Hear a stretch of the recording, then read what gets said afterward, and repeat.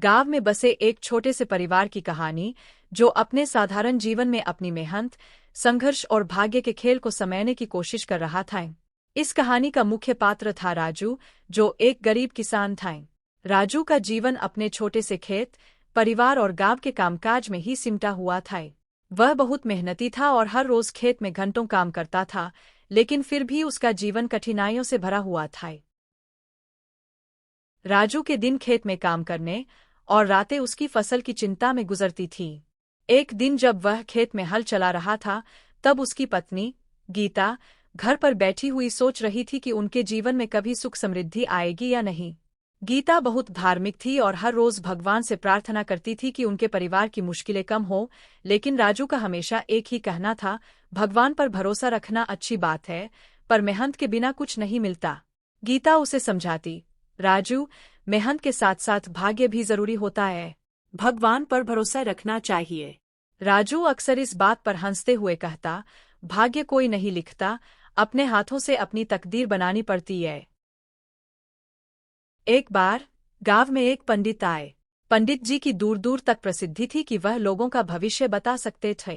गांव के लोग पंडित जी के पास अपने भविष्य की जानकारी लेने के लिए जाते और पंडित जी उन्हें उनकी किस्मत का हाल बताते। गीता भी पंडित जी से मिलने का मन बना चुकी थी। वह राजू से बोली, पंडित जी से जाकर तुम्हारा भविष्य पूछे, शायद हमें पता चल जाए कि हमारे जीवन में कब सुख आएगा। राजू हंसते हुए बोला, अगर पंडित जी सच में भविष्य जानते हैं तो उन्हें खुद के लिए क्यों नहीं अच्छा भविष्य बनाते। नहीं गीता, मैं इन सब चीजों पर विश्वास नहीं करता। गीता ने अपने पति की बात को नजरअंदाज करते हुए खुद पंडित जी के पास जाने का निर्णय लिए। अगले दिन वह पंडित जी के पास गई और अपने पति राजू और अपने परिवार की समस्याओं के बारे में बताए। पंडित जी ने ध्यानपूर्वक उसकी बातें सुनी, फिर बोले, बेटी, भाग्य में लिखा हर कोई बदल नहीं सकता है, परंतु अगर समय पर सही कर्म किए जाएं तो कुछ बदलाव हो सकते हैं। तुम्हारे पति का समय कठिन चल रहा है, लेकिन यह समय हमेशा ऐसा नहीं रहेगा। भगवान पर विश्वास रखो, भाग्य बदल सकता है। कुछ समय बाद गांव में अकाल पड़, फसलें सूखने लगीं और राजू की मेहनत भी मिट्टी में मिल गईं। उसके पास बचत का कोई साधन नहीं था और उसके खेत में जो थोड़ी बहुत फसल उगी थी वह भी सूख गईं। गीता ने पंडित जी की बात को याद किया और भगवान से प्रार्थना करने लग। राजू निराश होकर बैठा सोच रहा था कि अब क्या किया जाए। उसका मन भारी हो रहा था और उसे लग रहा था कि उसकी सारी मेहनत बेकार हो गई।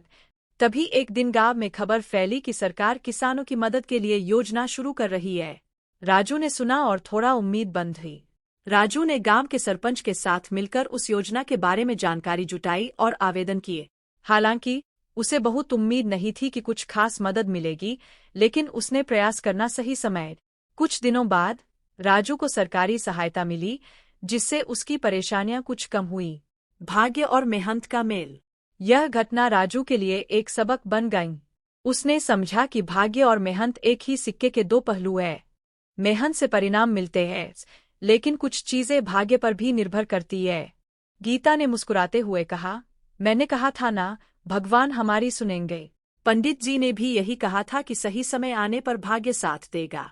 राजू ने उसकी बात पर ध्यान दिया और अब वह यह मानने लगा था कि मेहनत के साथ भाग्य भी एक अहम भूमिका निभाता है।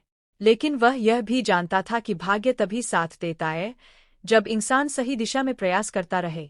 नई शुरुआत। समय बीतने के साथ राजू की किस्मत बेहतर होती गई। सरकारी सहायता से उसने अपने खेत को फिर से उपजाऊ बनाया और इस बार उसने नई तकनीकें अपनाई, जिससे उसकी फसल अच्छी होने लगी। गांव में वह एक सफल किसान के रूप में पहचाना जाने लगा। राजू अब जब भी अपनी सफलता के बारे में सोचता तो उसे यह एहसास होता कि जीवन में केवल मेहनत ही नहीं, बल्कि सही समय पर सही फैसले और भाग्य का साथ भी जरूरी होता है।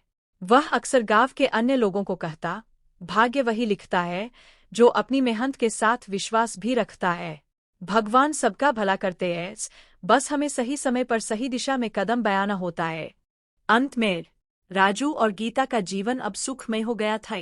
उन्होंने जीवन के उतार चढ़ाव से यह सीख लिया कि जीवन में न केवल मेहनत बल्कि भाग्य पर भी भरोसा रखना जरूरी होता है, और जब ये दोनों चीजें साथ मिल जाती है तो व्यक्ति हर कठिनाई को पार कर सकता है।